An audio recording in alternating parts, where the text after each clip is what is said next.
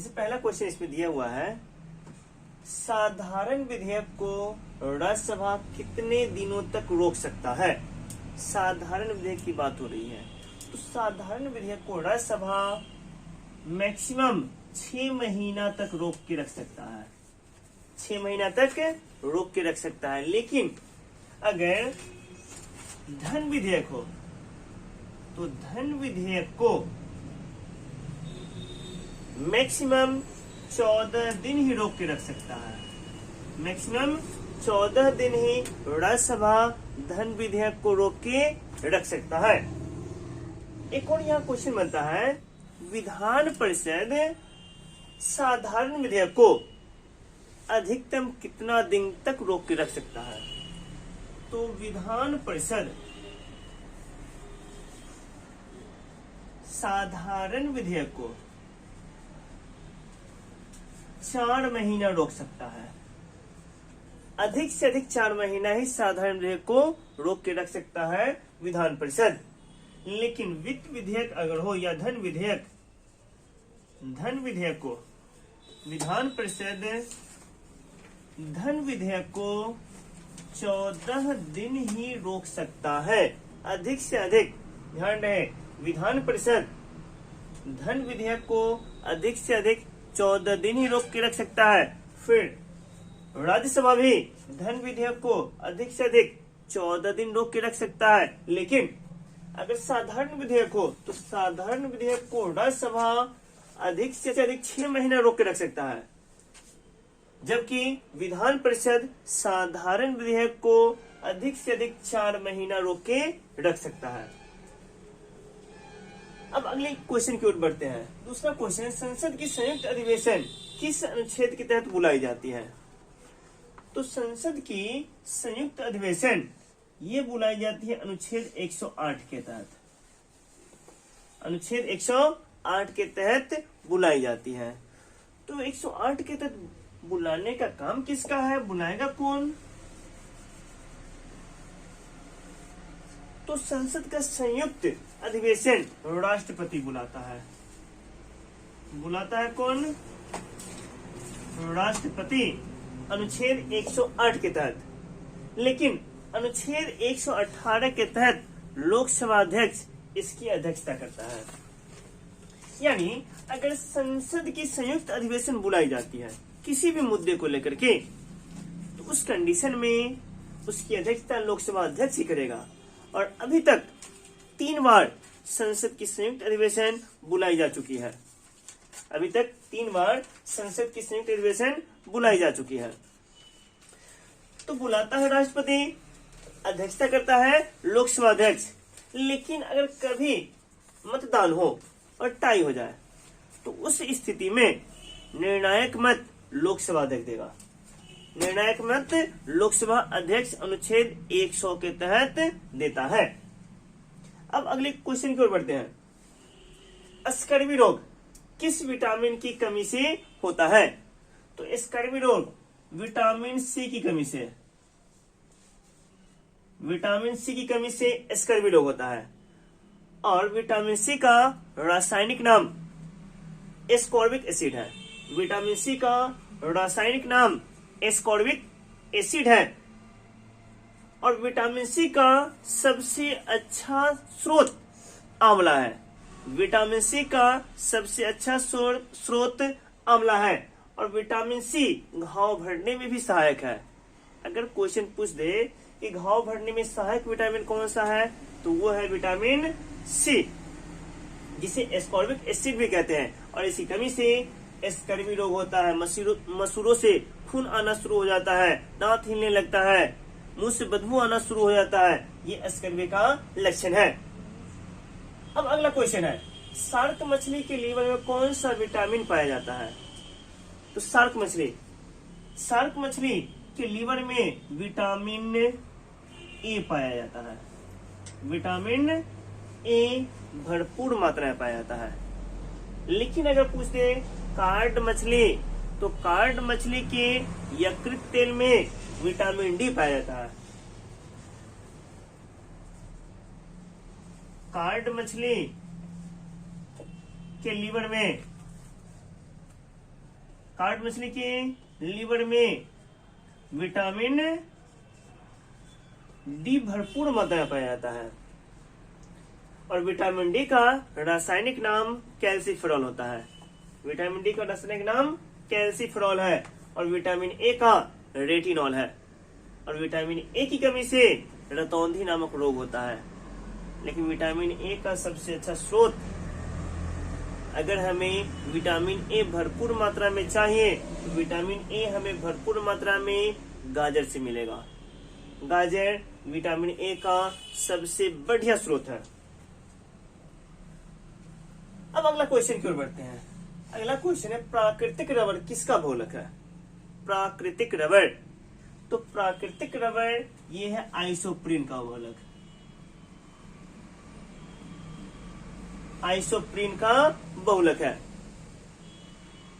अब ये जो रबर है, रबर में कठोरता लाने के लिए इसमें सल्फर मिलाया जाता है।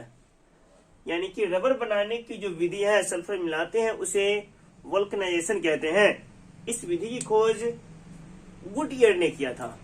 गुडईयर ने वल्कनाइजेशन की खोज किया था। और हमारे देश में बात करें कि रबर का उत्पादन सबसे अधिक कौन सा राज्य करता है, तो वो करने वाला है केरल। और केरल ऐसा राज्य है जहां सबसे अधिक प्रति हेक्टेयर रबर का उत्पादन होता है। विश्व में सबसे अधिक प्रति हेक्टेयर रबर का सर्वाधिक उत्पादन हमारे देश भारत के केरल में ही होता है।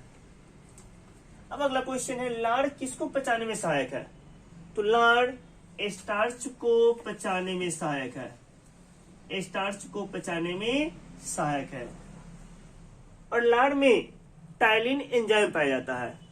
लाड़ में टाइलिन एंजाइम पाया जाता है। अगला क्वेश्चन है कि भारत की सर्वाधिक गहरी खान कौन सी है? तो भारत की सर्वाधिक गहरी खान है कोलार की खान।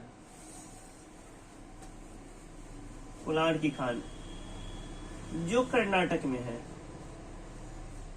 और यहीं से हमारे देश में सोने का सबसे अधिक सोने का उत्पादन होता है। हमारे देश में सोना का सबसे अधिक उत्पादन करने वाला खान है ये कोलार की खान, जो कर्नाटक राज्य पड़ता है। और ऐसे में कर्नाटक राज्य सोना का सबसे अधिक उत्पादन करने वाला राज्य है। अगला क्वेश्चन है कि भारत में मीठे पानी का सबसे बड़ा झील कौन सा है? तो भारत में मीठे पानी का सबसे बड़ा झील वुलर झील है, जो जम्मू कश्मीर में पड़ता है। मीठे पानी का तो सबसे बड़ा झील वुलर झील है, लेकिन खारे पानी का सबसे बड़ा झील हमारे देश में चिल्का झील है, जो उड़ीसा राज्य में पड़ता है। चिल्का झील उड़ीसा राज्य में, जो खारे पानी का सबसे बड़ा झील है। अगर बात किया जाए कि सर्वाधिक खारे पानी वाला झील कौन सा है, तो वह है राजस्थान का सांबर झील। राजस्थान का सांबर झील सर्वाधिक खारे पानी वाला झील है। अगर विश्व की बात करें, विश्व में सबसे बड़ा मीठे पानी का झील तो वह है लेक सुपीरियर झील है। लेकिन खारे पानी का सबसे बड़ा झील विश्व में वो है कैस्पियन सागर। खारे पानी का सबसे बड़ा झील कौन सा विश्व में, तो वो है कैस्पियन सागर। लेकिन अगर ये पूछ दिया जाए कि सर्वाधिक खारे पानी वाला झील कौन सा है, सर्वाधिक खारे पानी वाला झील कौन सा विश्व में, तो वो है तुर्की का वान झील। तुर्की का वान झील सर्वाधिक खारे पानी वाला झील है। अब अगला क्वेश्चन, भारतीय राष्ट्रीय कांग्रेस के पहले अध्यक्ष कौन थे? भारतीय राष्ट्रीय कांग्रेस के पहले अध्यक्ष कौन थे? तो वो थे व्योमेश चंद्र बनर्जी। व्योमेश चंद्र बनर्जी, इन्होंने ही सबसे पहली बार भारतीय राष्ट्रीय कांग्रेस की अध्यक्षता किया था। और ये जो भारतीय राष्ट्रीय कांग्रेस है, इसकी स्थापना, भारतीय राष्ट्रीय कांग्रेस की स्थापना 1885 ईस्वी में ए.ओ. ह्यूम ने किया था। भारतीय राष्ट्रीय कांग्रेस की स्थापना ए.ओ. ह्यूम ने 1885 ईस्वी में किया था और इसके पहले अध्यक्ष व्योमेश चंद्र बनर्जी को बनाया गया। इसके बाद दूसरे अध्यक्ष दादा भाई नौरोजी को बनाया गया। पहले तो व्योमेश चंद्र बनर्जी हो गए, दूसरे अध्यक्ष दादा भाई नौरोजी। तीसरे, ये कब किए थे? 1886 में।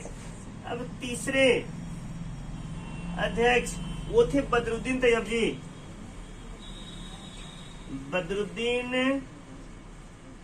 तैयब जी, और इन्होंने 1887 ईस्वी में कांग्रेस की अध्यक्षता किया था।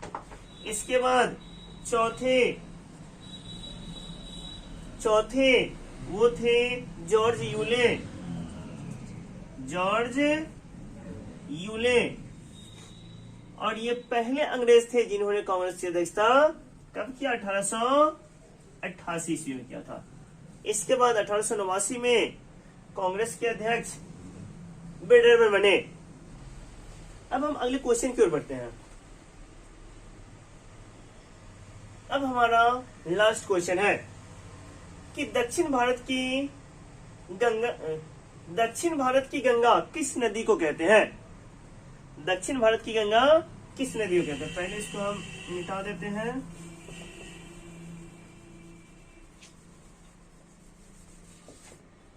यह क्वेश्चन है, दक्षिण भारत की गंगा किस नदी को कहा जाता है?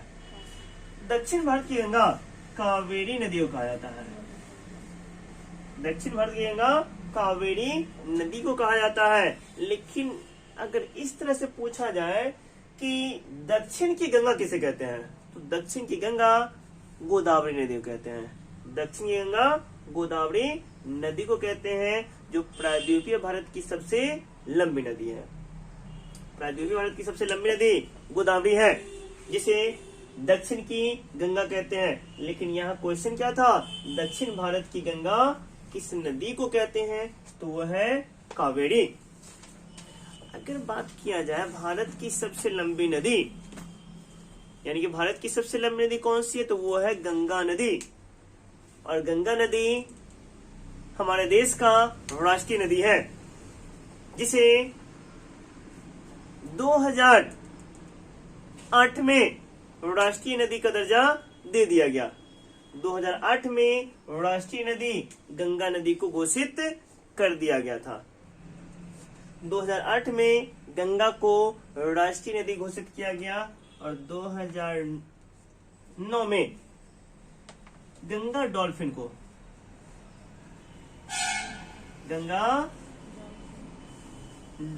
को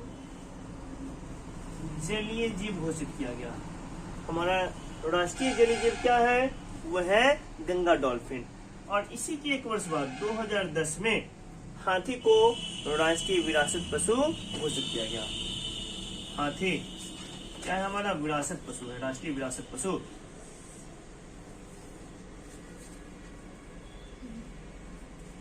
इस तरह से आज का सेशन समाप्त होता है। फिर मिलते हैं आपसे अगले सेशन में।